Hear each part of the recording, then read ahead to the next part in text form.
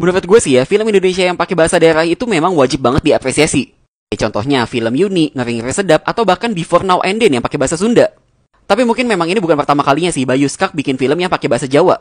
Ya menurut gue nggak apa-apa sih, hal itu kan jadi ciri khasnya dia. Silakan nonton langsung filmnya karena pada akhirnya semua film itu selera masing-masing kok. Cerita tentang Joko dan Ayu adalah sahabat masa kecil yang dipertemukan lagi ketika dewasa. Keduanya dipertemukan ketika saling loro hati atau bahasa Indonesianya sakit hati. Ya akhirnya mereka berdua bekerja sama untuk bisa mendapatkan hati kembali ke kasihnya masing-masing.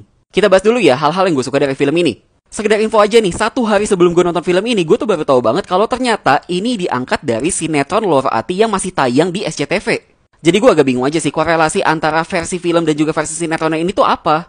Karena setelah gue coba nonton 1 episode sinetronnya itu, menurut gue semua karakternya itu sama kecuali Tatiana Safira aja yang cuma ada di versi filmnya. Bahkan kalian tahu kan kalau misalkan di awal-awal film tuh ada tulisan lulus sensor gitu. Nah ini filmnya, ini tuh ada tulisannya Loro Ati tanda kurung movie.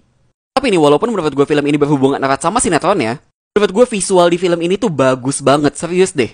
Bahkan jauh lebih bagus daripada film-film Bayu Skak sebelumnya. Dan ini kayak definisi ya kualitas layar lebar banget lah.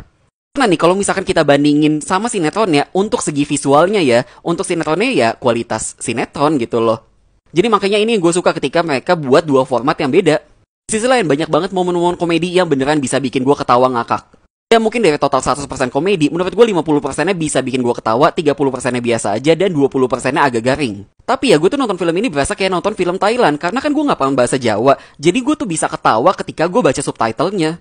Lalu kita masuk ke bagian yang gue kurang suka. Yang pertama, gue ngerasa cerita di film ini tuh terasa kayak nano-nano banget. Berarti nih semua rasa tuh ada dan semua pembahasan pengen dibahas. Mulai dari cinta-cintaan, pertemanan, jati diri, mimpi, dan segala macamnya ada di sini. Bahkan gue juga gak nyangka ada unsur musikal dan juga animasinya. Mungkin ya sinetron mereka ini kan episodenya juga udah lumayan banyak, ada 30-an. Nah mungkin kalau di sinetron kan bisa ngomong panjang lebar gitu ya. Sedangkan ini film cuma durasinya 2 jam. Jadi maksud gue ketika mereka mengubah ini jadi format film, seakan semuanya tuh pengen dimasukin, pengen ada juga di filmnya. Yang seakan titik besar dari film ini tuh pengen ngebahas apa gitu loh jadinya.